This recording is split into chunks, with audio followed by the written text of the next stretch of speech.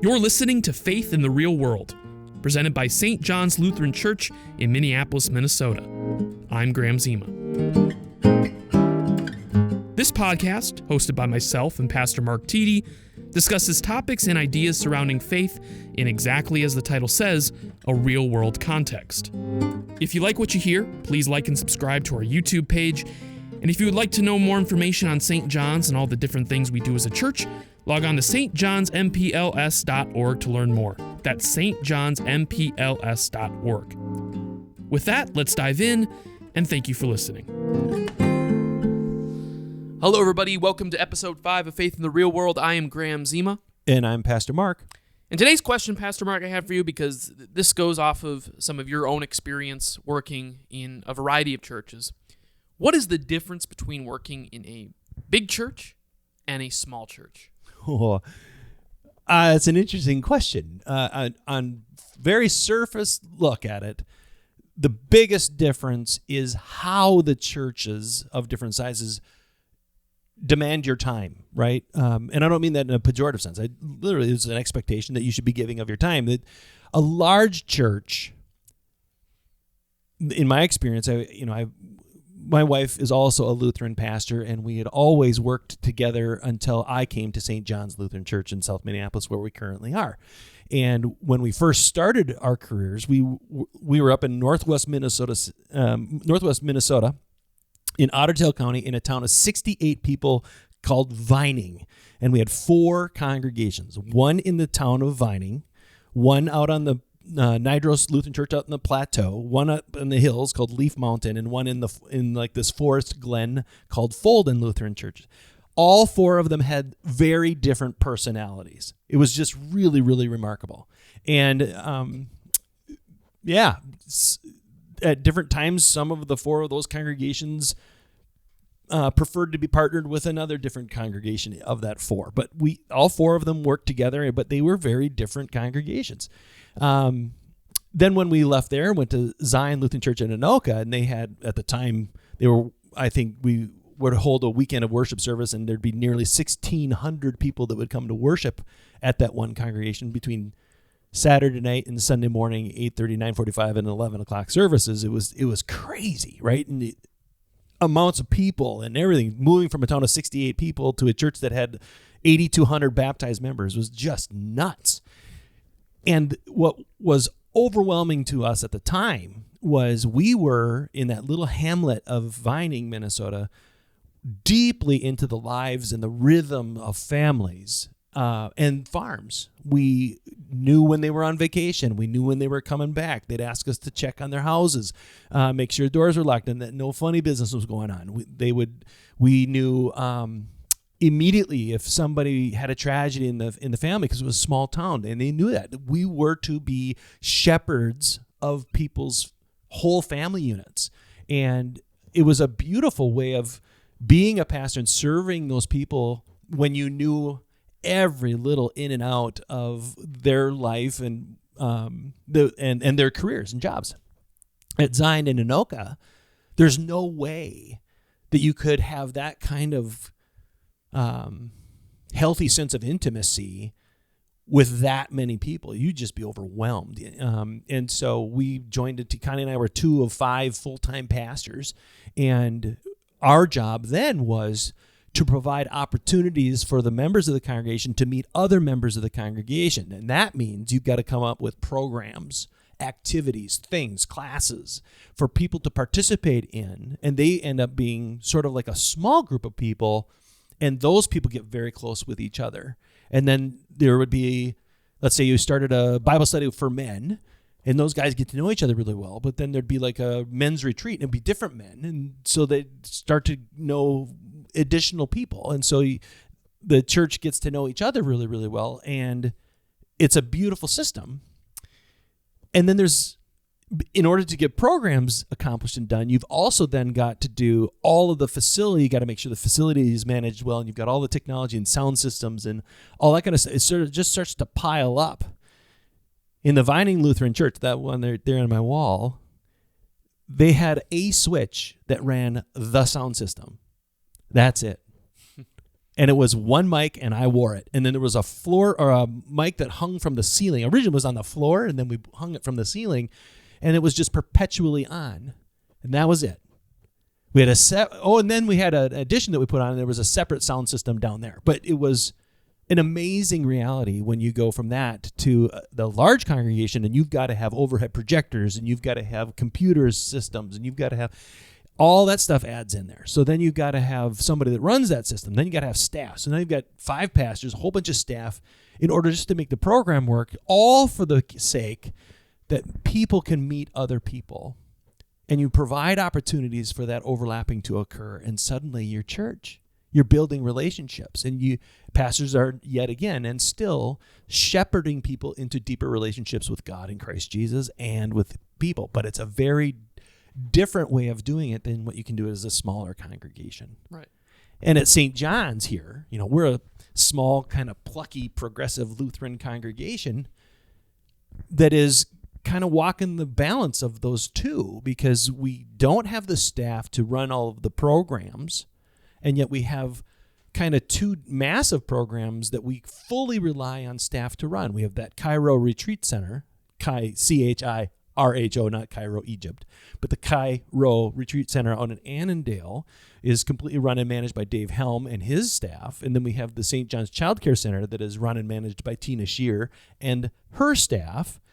And so the church program part is sort of managed by me here at St. John's, but I have to rely on volunteers to help with that. Mm-hmm. So we've got this community and neighborhood committee that is unbelievably active, and they are constantly working on filling backpacks full of food, and then we bring them to the Justice Page Middle School across the street at least once a month, sometimes only 10 backpacks, sometimes as many as 20, all depends on what the need of the school is over there.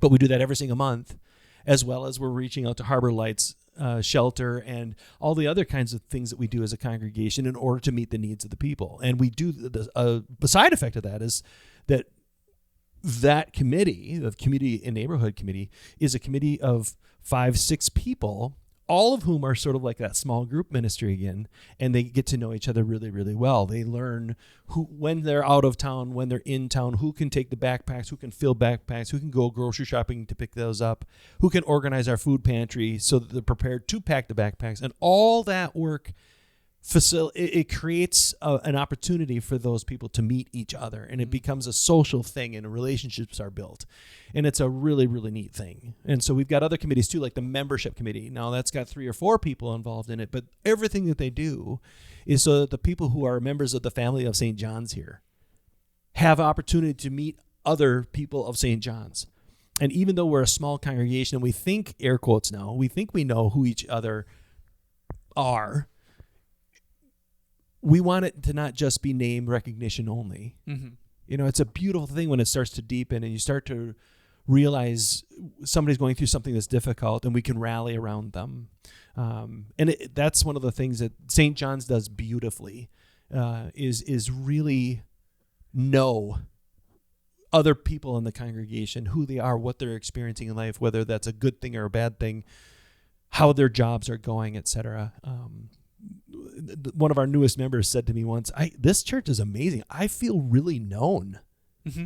And I thought, that's awesome. I mean, I love that fact. And I can't wait for that person to start realizing that they are starting to really know other people as well. It's kind of like what you said, though, in one of the first episodes where, if there's some type of gathering and you don't show up to that gathering, people will notice. Whereas at some of these bigger churches, you may get a couple people that notice, but all in all, it kind of goes, I don't know, you're kind of forgotten in a way. Yeah. Or at least you can feel like it to some degree. Yeah. Well, and there were some people that were at Zion and Anoka that specifically and intentionally joined a large congregation because they were burnt out. They wanted to be able to come and they'd show up late for worship and then they would leave before the service was over because they didn't want to get known by anybody. They wanted to sort of hide, but they knew that their faith in Christ needed to be present in worship, right?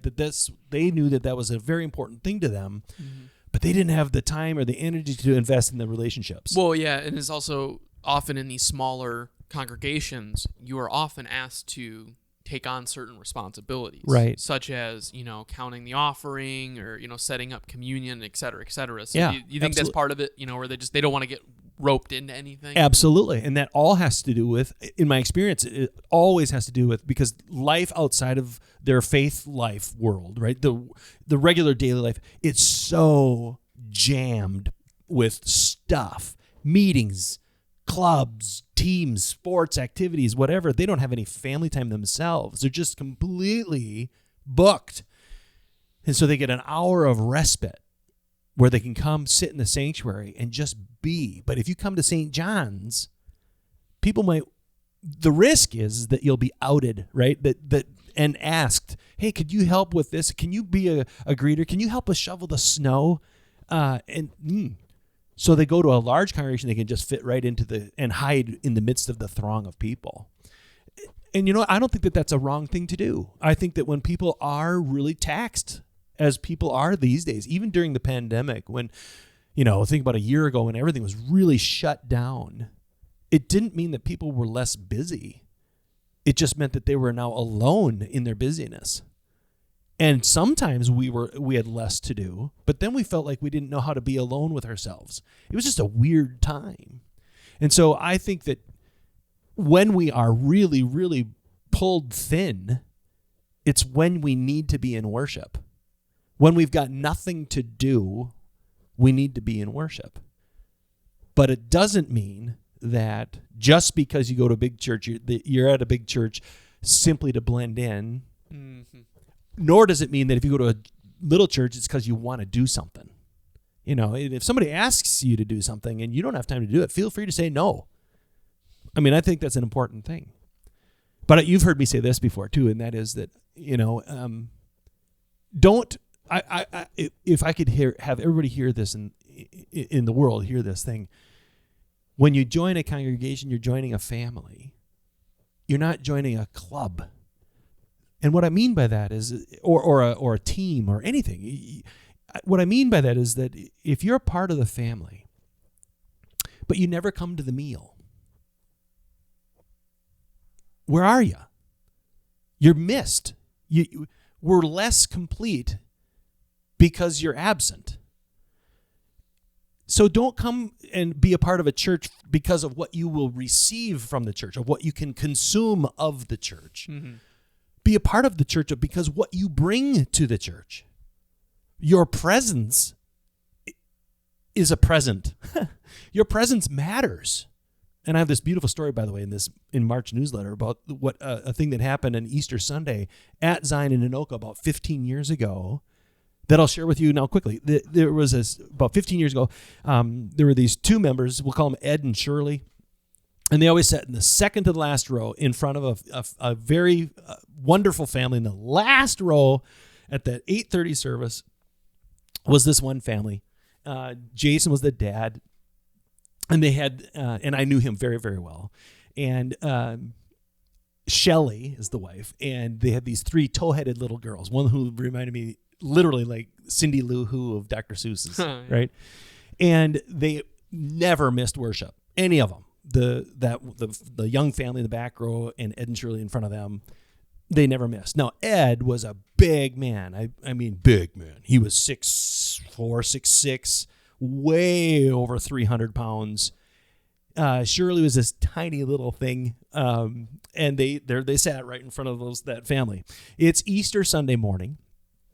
But before I get there, Ed was diagnosed with a form of cancer that was terminal. And in about a 14-month period, he had just wasted away. So now he's he looked like a walking skeleton. There was nothing left. And he was suffering but he never missed worship. The Saturday before Easter, right? The Saturday before, 8 days before Easter, that Saturday, Ed died. And we did the funeral for Ed Wednesday of Holy Week. So 4 days later, we did his funeral.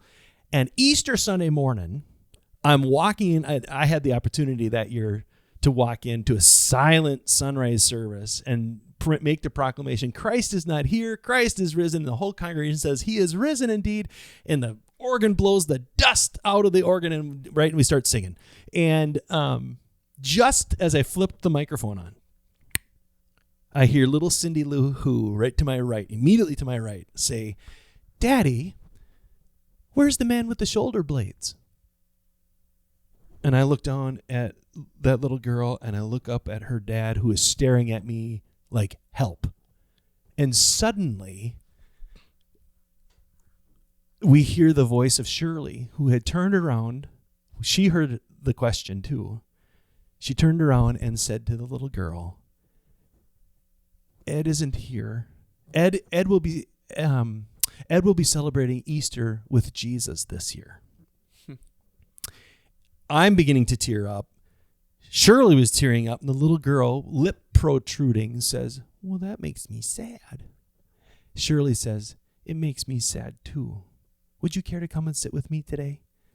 The little girl nods, brushes past me like I'm nothing, which was the neatest thing. She zips right around the pew, goes, and she sits right there with Shirley in worship, and they became worship pew buddies for months after that. Where's the man with the shoulder blades? Was because Ed got so thin, you could see his shoulder blades through his sport coats every morning. And that's all she knew. And that man who was always there was missing. And she missed him. Your presence in worship matters because you're a part of the family. You might not even know who's missing you. You may never know. But you are missed because you belong there. You're a part of the system. You're a part of the family, as dysfunctional as it may be, because every church is filled with sinners. Heavens, we all know that. It's not perfect, but it's a place where you belong. Speak for yourself. And that's whether it's a big church or a little church, that doesn't matter. Yeah. What matters is that you're there and that you know these are your people. And these are your friends. This is your extended family. It's a family outside and beyond just your family, where we can have a place where we belong and gather and thank God for the blessings, ask God for help in the hard spots, and never be alone. And all that matters. Wow. Well, that's powerful stuff. There's no other way to put it. I really appreciate you kind of taking that question and going a bunch of different directions with it, which is what this podcast does best. But no, I really do think that's an important thing to remember. Just the value that you bring to your congregation, whether it's big or small. Well, I don't have anything else to say other than, once again, be sure to subscribe to this podcast wherever you get your podcasts from. Be sure to subscribe to our YouTube channel and whatnot.